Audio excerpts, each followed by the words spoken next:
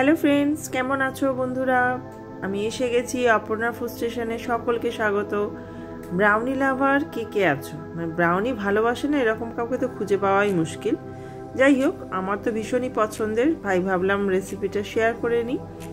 এখানে আমি dark chocolate নিয়েছি 85 গ্রাম, আর তার সাথে বাটার নিয়েছি 57 গ্রাম। ডাবল বয়লার মেথডে মেল্ট করে নিয়েছি।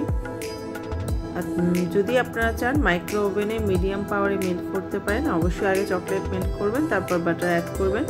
ডাবল বয়লার মিল, নিচে একটা বাটি বা পাত্র থাকবে, তাতে জল থাকবে, জলটা ফুটবে, বয়লিং পয়েন্ট যাবে, স্টিম হবে। সেই স্টিমে ওপরে যে পাত্রটা থাকবে তার মধ্যে যে চকলেট থাকবে সেটা মেল্ট হয়ে যাবে।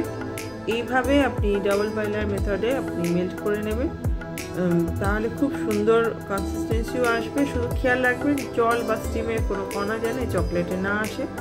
এরপরে আমি এই মিশ্রণের সাথে 150 গ্রাম ক্যাস্টার সুগার অ্যাড করে নিয়েছি। আপনার ক্যাস্টার সুগার বা পাউডার সুগার যেটা পছন্দ হয়, সুবিধা হয়, অ্যাড করে নেবেন। জাস্ট ব্রাউনি এরকম সুন্দর বেক হয়ে এসছে, আর তাতে একটু হোয়াইট বা চকলেট সস দিলেন না দিলেন, এক কাপ কফি বা চা নিয়ে বসে গেলেন, কিছু না হয় আপনি শুধুই ব্রাউনি নিয়ে বসে যান, তাহলে আপনার মনটাই ভালো হয়ে যায়।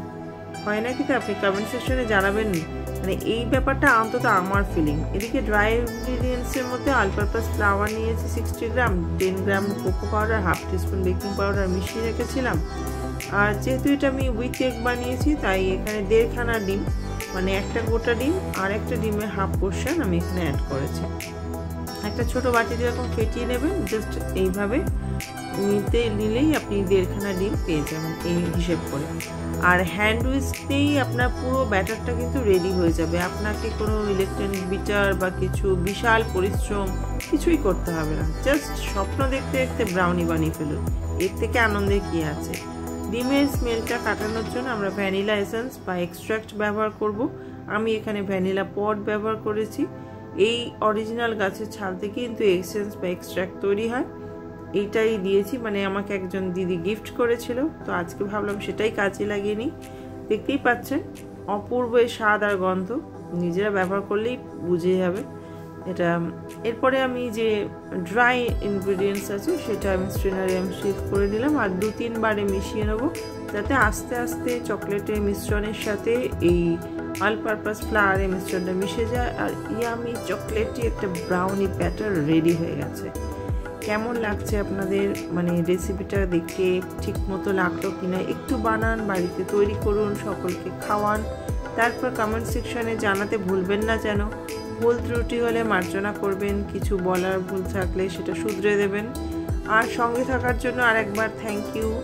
আমি একটা 8 ইঞ্চি মোল্ডে ব্যাটারটা নিয়ে নিয়েছি। Walnut, almond, choco chips, cookies as per your choice আপনি লাস্টে অ্যাড করবেন শেষ মুহূর্তে। আর অবশ্যই প্রিহিটেড ওভেনে 170 ডিগ্রিতে 30 মিনিটস বেক করেছি। এটা আপনাদের নিজস্ব ওভেনের টাইমটা একটু চেক করে নেবেন। ব্যাস 30 মিনিটস পরে রেডি হয়ে গেছে। জাস্ট অপূর্ব একটা ব্রাউনি টেক্সচার, ওপরটা ক্রিস্পি আর ভেতরটা গুই ব্রাউনি। উফ, আমার তো দেখেই মনে হচ্ছে মনটা আজকে খুশি হয়ে গেল আরেকবার। Thank you for watching. Subscribe করুন অপর্ণা ফুড স্টেশনকে, কমেন্ট সেকশনে জানান, শেয়ার করুন। ভালো